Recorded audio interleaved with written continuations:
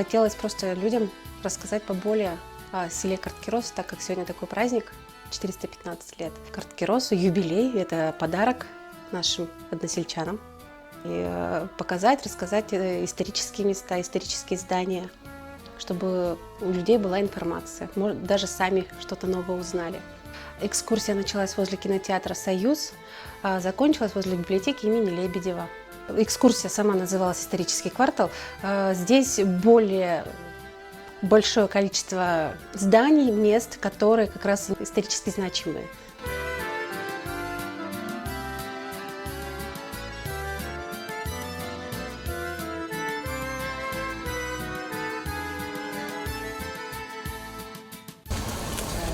Его отличает от всех других зданий, что это первое административное здание, выполненное в техничном исполнении в селе Карткирос.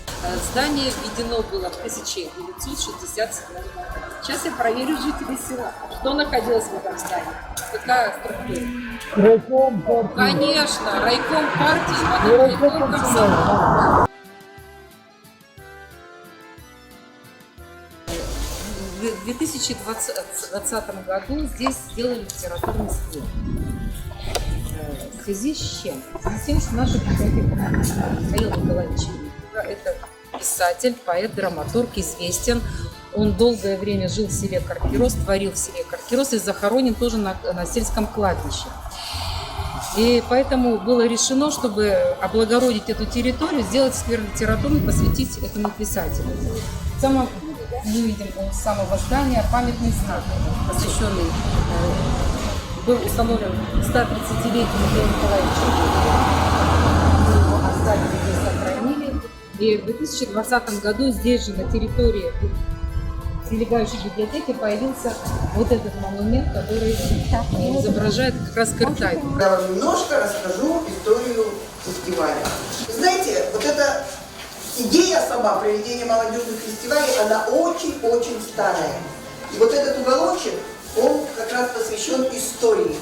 Это были замечательные праздники в 50-х годах. Вот первый такой районный фестиваль прошел 16 июня 1956 года. Представьте, это со всего района Карткиросского собрались люди. Обычно они проводились 2 дня, эти фестивали. Они проводились и на воздухе, и в Доме культуры. И это было что? Это были выступления самодеятельных артистов, это были спортивные соревнования, это были различные игры, народные гуляния. Проводились они, вот я говорю, на воздухе. Так вот, это был замечательный парк. Тогда это был, просто, можно сказать, центр отдыха карткироссов и гостей.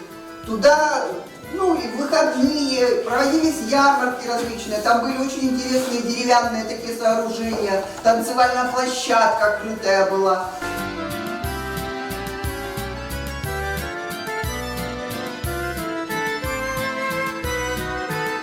Какие ваши впечатления от экскурсии? Мне очень понравилось. Мы из Сыктывкара,